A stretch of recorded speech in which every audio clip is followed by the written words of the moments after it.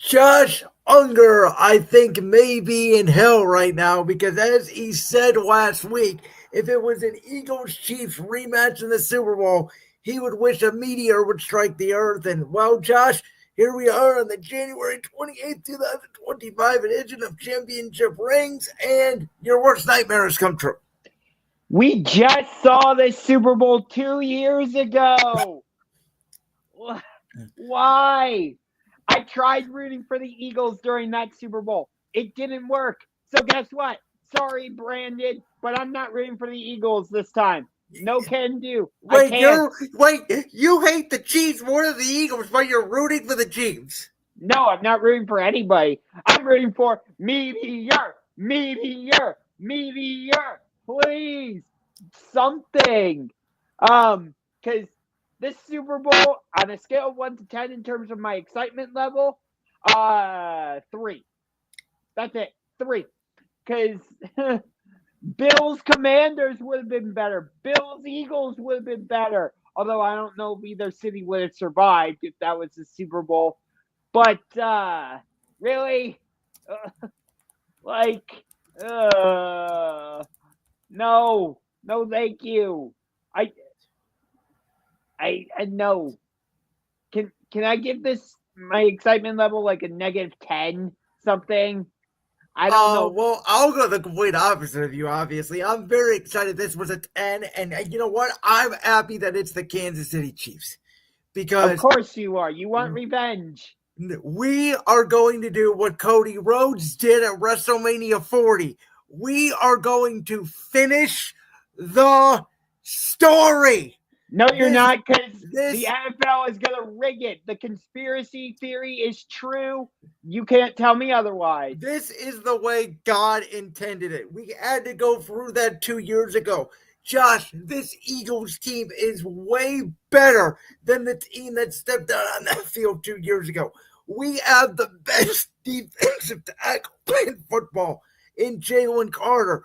We have, in my opinion, the defensive rookie of the year. Excuse me, I'm getting all worked up. In Quinyon Mitchell. We have the assistant head coach of the year in Vic Fangio, who turned my defense from 30th overall in the league to first overall in the league. We have a potential defensive player of the year in Zach Bond. This team is better than the team that stepped on the field 2 years ago. If you say so. But the NFL is going to rig this in favor of the Chiefs. It is so obvious that the Chiefs get favorable calls from the referees, and you can't tell me otherwise. I fully believe in this conspiracy theory, and the referees suck up to Mahomes. It is ridiculous. Okay, the only bad call that I thought occurred in the AFC Championship game was, yes, on that 4th down, I thought that Josh Allen got the 1st down. I thought it was a bad spot. I thought they should have given him the 1st down. The questionable Xavier Worthy catch, I'll be honest with you, I did not see that ball completely hit the ground. I thought they had to stay with the call on the field there, which obviously high goes to the receiver. I don't think calls in that game is what allowed Buffalo to lose that game. What I thought Buffalo lost that game was because they were too over-reliant on the Bob Sweat QB sneak because they would always go left. That is true. And by the way, what did I tell you last week, Josh? I told you in order for Buffalo to win the game, they had to win the turnover battle. Guess what? They did, and they still lost. Yeah. You even said if Buffalo committed one turnover, they would lose. You said that. Which, by the way, even though they didn't, technically they did, because if you don't get it on 4th down, it's technically a turnover on downs. Sure, but it doesn't count as a turnover. No, but it might as well be when you're giving Kansas City the ball at midfield and then you don't even get the ball back. Yeah. I mean, trust me, Bills fans know exactly how that feels. you just have to remind him of the 13 seconds game. But I think the Chiefs are better coached. I think they better execute. I think they did everything better when it mattered than Buffalo. Buffalo played one hell of a game. They just didn't execute when it mattered. And that seems to be Buffalo's MO when they go against the Chiefs in the playoffs. Because when they go against the Chiefs in the regular season, they win. But when they go against the Chiefs in the playoffs, they can't execute. I don't get it. But honestly, if Mahomes does this, he might become the GOAT. He might. I think that's a conversation we'll get into next week when we break down the game in its entirety. I'd rather stay focused on the game itself. I'll be honest with you. I thought it was a very bad sign for Buffalo the first series of the game when Josh Allen missed. I believe it was Mac Allen or Shakir High twice, and it was almost picked off by Kansas City. Those were nervous throws, as Tony Romo pointed out on the broadcast. And I'm sorry, in that moment, Josh Allen, you cannot be nervous. That showed me Buffalo was not ready for the moment. Yeah. But obviously we have to talk about your side of it. Because your 55 points. What's Jalen saying? Regardless of how Kansas City's coached and how they executed, there were some horrible fucking calls that need to be addressed. Not saying that Buffalo was... Okay, besides the QB sneak call on fourth down, what's the other horrible call? Yeah, it was bad, but 55 freaking points. But I still gotta ask the question. Do you think your Eagles are too Saquon Barkley dependent? How can I say that when Jalen Hurts threw for 300 yards and was dotting up the Commanders' defense? It was so bad, the officials were about to award us a score because they couldn't stop the real brotherly shove. Okay, that was hilarious. We were toying with the Commanders. Literally toying with them. Can I just talk about that play for a sec? What was it? 3 times in a row he kept jumping. At least 3, if not 4. He was like, I saw this meme on Twitter or X, whatever the heck we call it now. He was like from the kid from The Simpsons, when he gets thrown through the window. I think it was Roger, if I'm not mistaken. I don't know The Simpsons, so I don't know. Okay. But I will tell you, at no point in that game, even when it was 14-12 or whatever the score was, I never had any doubt. From the moment Saquon Barkley took the opening play, 65 yards, that was the ball game. This Eagles team, led by Kellen Moore offensively, led by Vic Fangio defensively, led by head coach Nick Sirianni, who, when we finish the story, I will do nothing but eviscerate everybody who says that Nick Sirianni can't freaking coach, because Nick Sirianni just made this Super Bowl 2 times in 3 years. Folks, this Eagles team has been the best team in football since week 4. Best offensive line in football, best defensive line in football, best skill positions in football, best secondary in football, and the quarterback makes plays when it matters. Jalen Hurts is not being carried by this offense. Jalen Hurts is the driver of this offense. He's no, I wouldn't. Jalen Hurts is the driver of this offense. He is the reason why Saquon Barkley gets all these rushing lanes. You know why I know that? Because when Kenny Pickett came into the game week 16 against Washington, Saquon Barkley had 23 carries for 46 yards because there was no threat of Jalen Hurts running the football.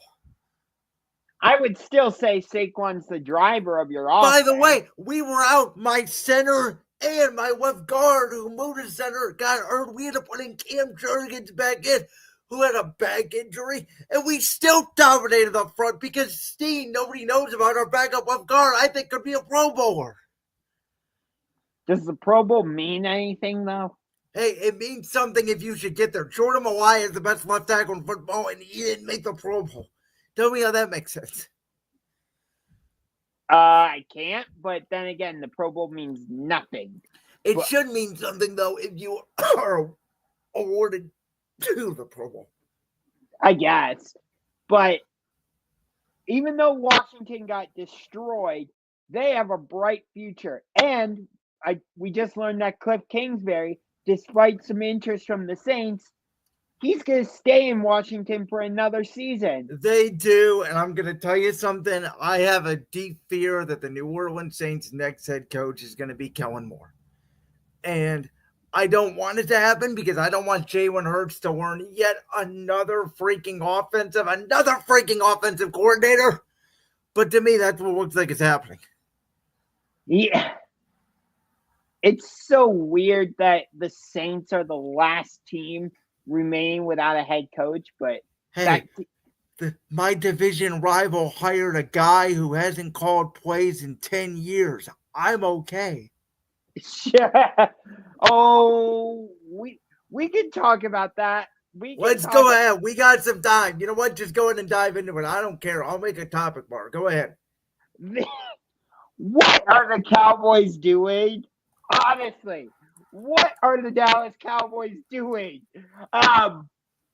Jerry is saying, "Oh yeah, we're going all in, and I want to win." And you wait to let go of Mike McCarthy. You waited too long. You waited till the very last minute to pay Dak Prescott.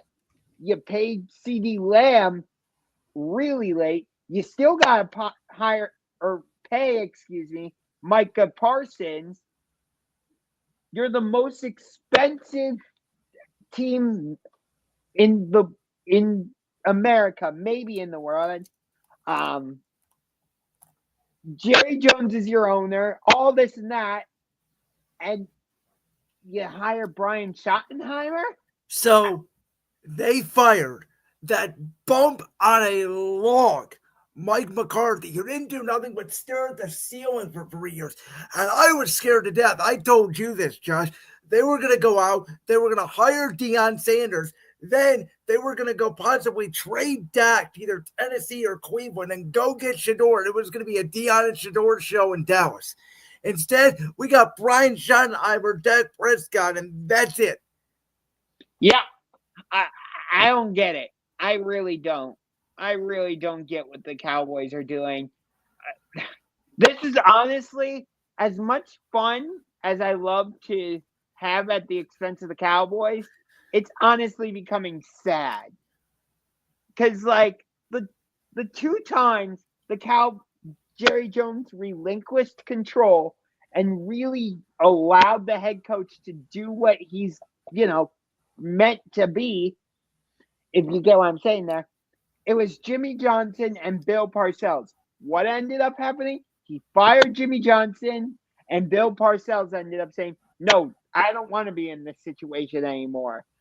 So that should tell you everything. And I don't know if you saw his press conference or not.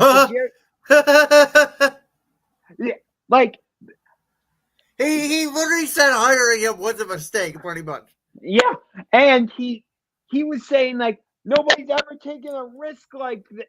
I haven't. This is a different type of risk.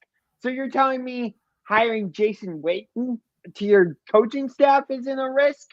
Wait, did that happen? I didn't hear that. I thought it was official, but maybe I'm wrong. Or at least considering Jason Witten to be your head coach isn't a risk. I heard that. That might be what it was. Hiring Jason Garrett wasn't a risk. What are we doing here? What are we doing? I don't get it. I don't get it.